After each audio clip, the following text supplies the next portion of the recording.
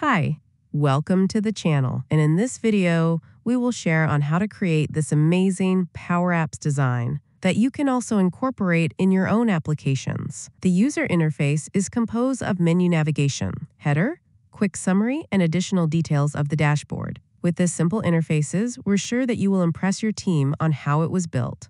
But before we start, please do not forget to like this video and subscribe to the channel so you're always updated to the newest upload.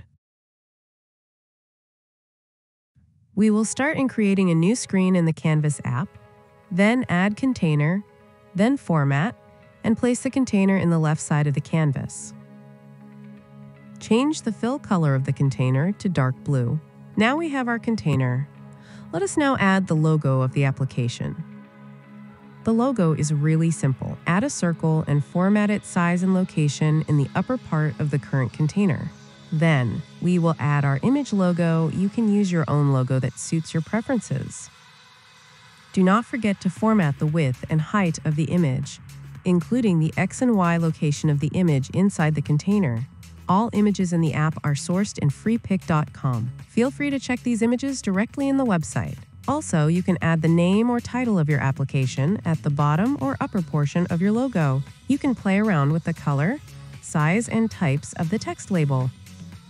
Most of the time, you will be formatting each element to suit your needs. To avoid doing this, your option is to create or use PowerApps components, which will expedite this process. Your logo header can look like this after these steps. In this part, we will create our menu navigation by using a flexible height gallery element in PowerApps. The steps in creating this menu navigation is really simple. Let us start first in formatting the elements and changing its background fill or color, size, and location.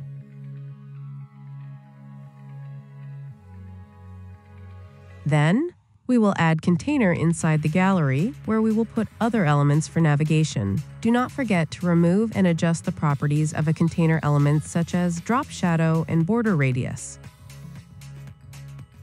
Before we add other elements, please make sure to add or connect your data to the gallery. In this example, we use a sample dataset created through a table function. The table function will contain information such as name of the menu or menu name, and links of the icon or icon links. These icons are directly sourced from svgrepo.com. Feel free to search icons in the site for you to choose. At this point, we had added buttons inside the container. Change the text to this item.menu name to get the name of the menu per each row in the gallery. Then we will proceed in formatting all buttons. What we want to happen is to size the font and adjust the font style. That will match in our application. Feel free to also adjust the style and color fill. This concept will guide you on what likely will happen for each change in the properties of each element. To make groups of elements as one, use transparent as background fill or color, and white as font color. The beauty of using a button is the hover effect that it gives when the user hovers to each button. Aside from hover, there are also properties such as default, pressed, and disabled color manipulation in a button elements. You can adjust these properties to give an amazing effect in every action of your users. Also, we will set the pressed border thickness aligned with the default thickness to avoid extra border when a button is clicked. Then let us add image element inside the container.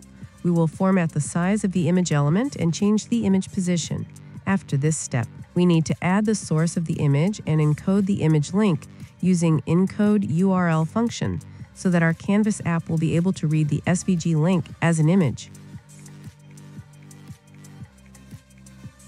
The best thing about SVG is the ability of the developer to adjust and manipulate SVG-based elements.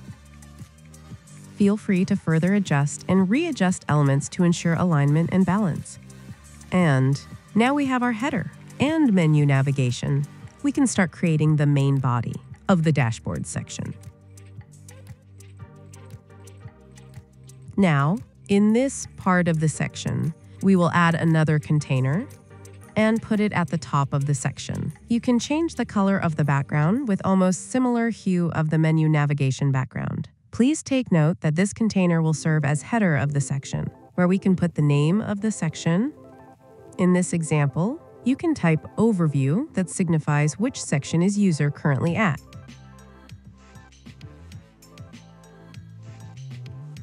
Then change the format of the text label element. For this element, you can update the properties such as font color to white, and the background can be transparent.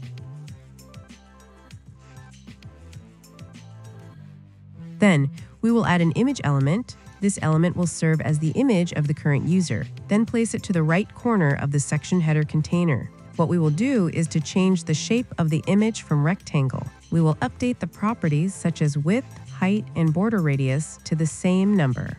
By doing this, it will be formed as a circle. This is a trick to avoid adding additional elements like a circle shape. Aside from image of the user, we will also add the name of the current user. To make it simple, we can just copy and paste an existing text label element and adjust its properties or lower the size of the font. If you want automatic detection of name, you can type the function user open and close parenthesis .username. This will help you to automatically detect the full username of the app user. Then copy again a text label.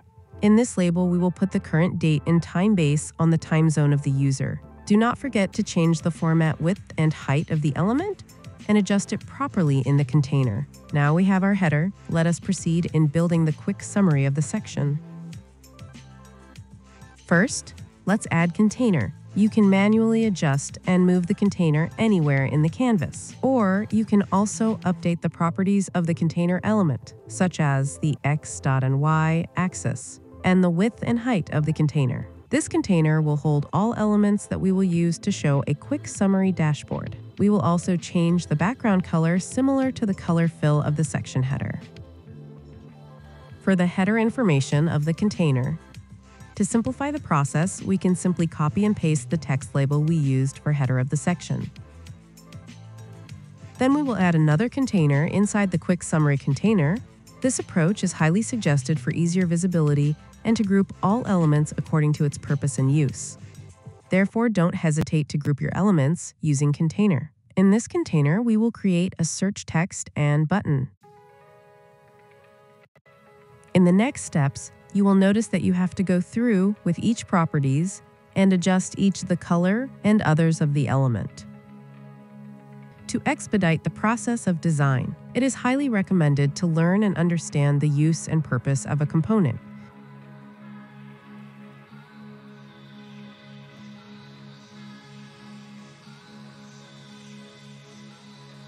Feel free to adjust the format and properties of each element based on how you want it to look in the section.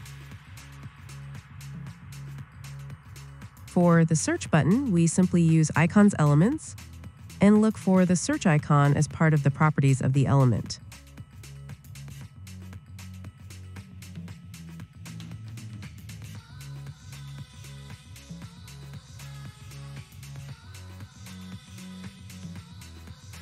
Now in this step, we will add our cards as our reference to show total results of each metrics. To start, we will need to add horizontal container. This will show you on how to use this container and automatically adjust the gap between each cards.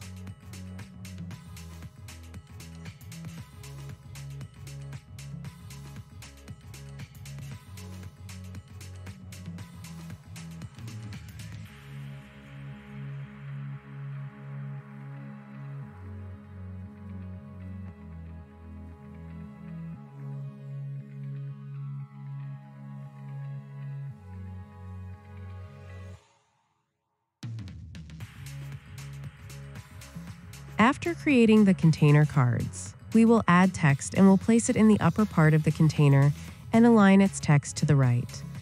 Do not forget to change the properties of the text label.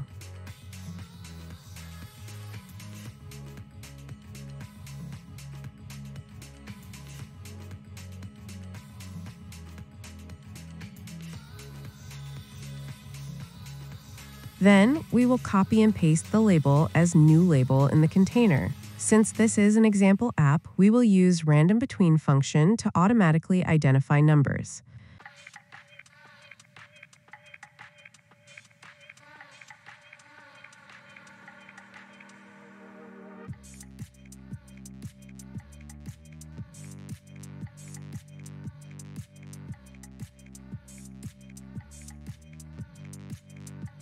Then we will add our metric icon. In this step, you can add any icons, images, or shapes that quick show the different metrics you measure inside the dashboard section.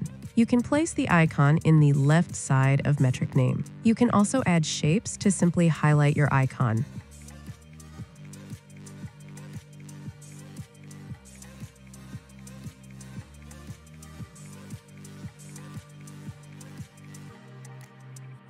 Then, we will change the color of the container. In this app, we use candy color variants such as yellow-green, orange, purple, blue-green, and pink color fills.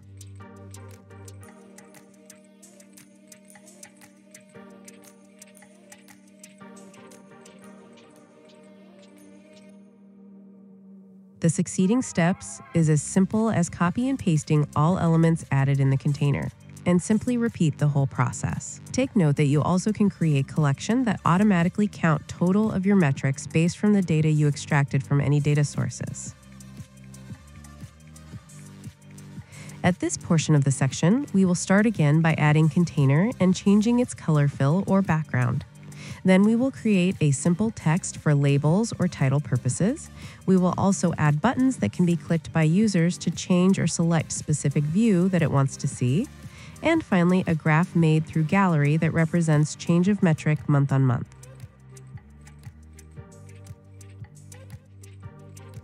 The title is a copied existing text label, and we just changed the text default. Then we will add a button. This button will serve as button option for our users to change what they see in the graph. Though we will not trigger change, it is important to add this kind of features for your users. Also, do not forget that we will also adjust the following button properties, such as font color, font size, button color fills, and work on the same across default, on hover, on pressed, and on disabled properties of a button element.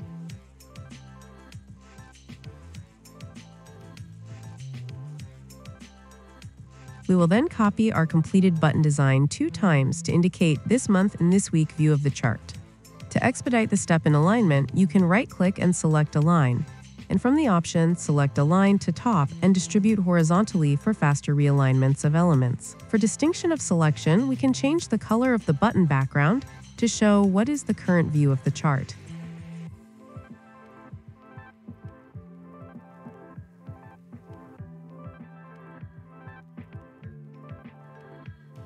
In this step, we build our graph.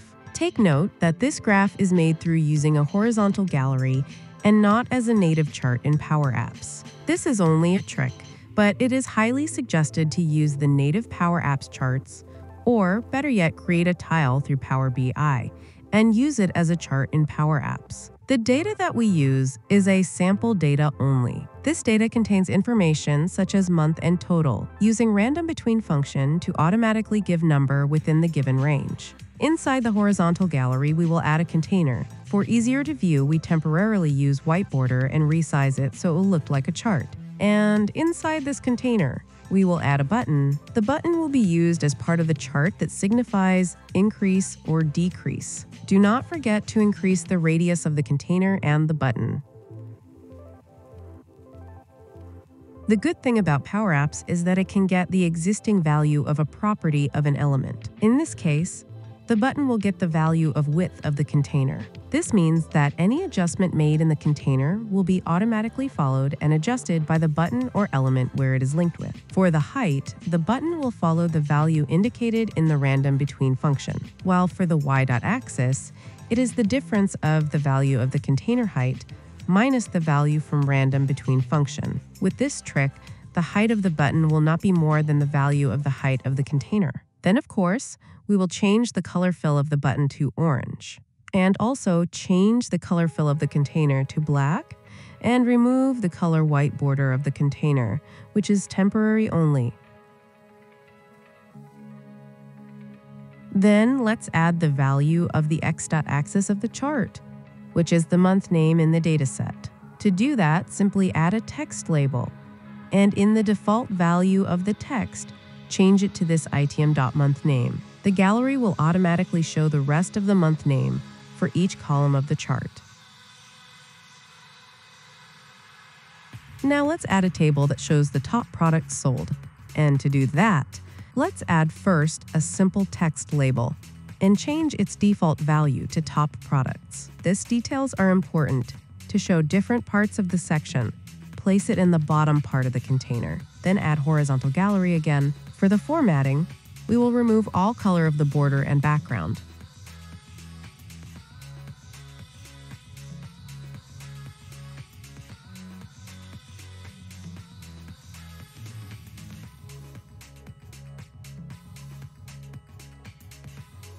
Then, we will use a dummy data source by creating a table function with the following information, such as rank, name of the product, description, volume, and image link.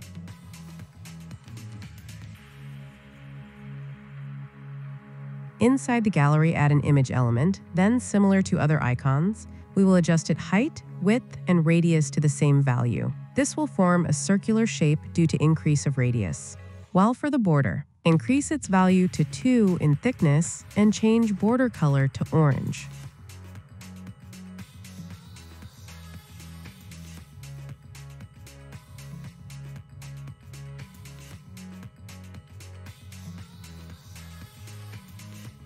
Add text for the name of the product.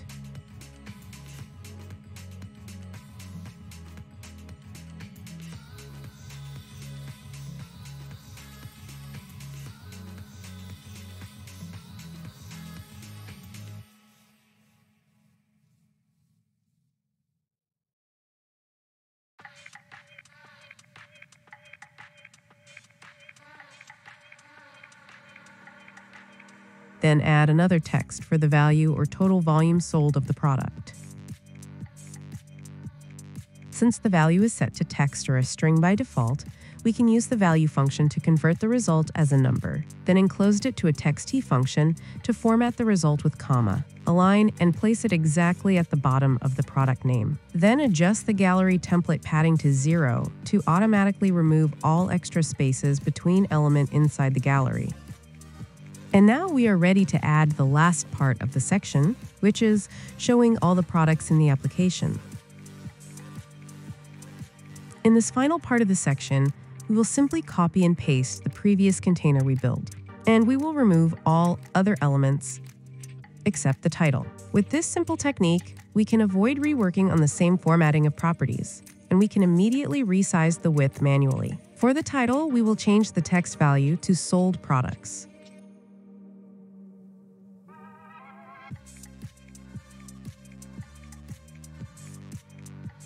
We will also copy the button and paste it to the container, then change its value to see all.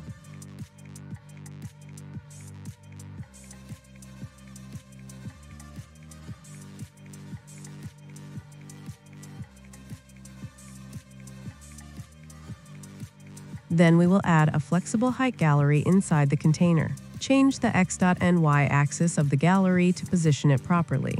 You also need to adjust the height and width of the gallery to fit into the container. For the border, remove the border and change the border size to 0. The data source is similar to previous data set where it will contain the following columns and values such as rank, product name, description, volume, and image link. To expedite the process, we will simply copy and paste the details and adjust it. In this gallery, we will show the description of the product for better context of the product.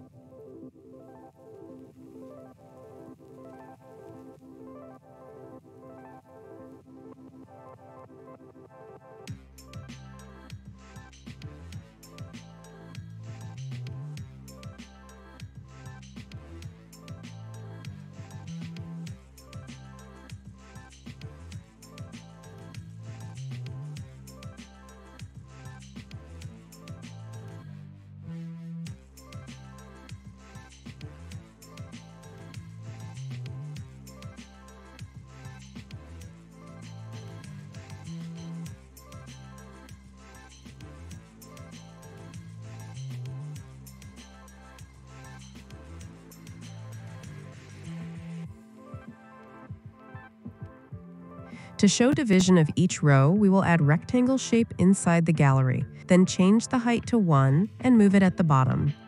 Then we will add image to show high, within, and low icon. The approach is similar to adding SVG icons in an image in previous icons in the quick summary cards.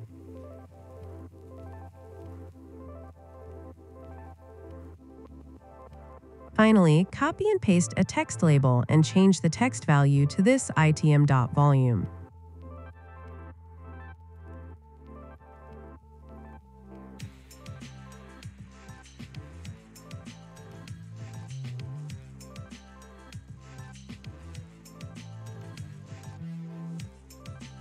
And that's it for this video. We hope that you were able to catch one or two techniques in developing a user interface in PowerApps. If you like this video, please don't forget to like and share your comment and subscribe to the channel.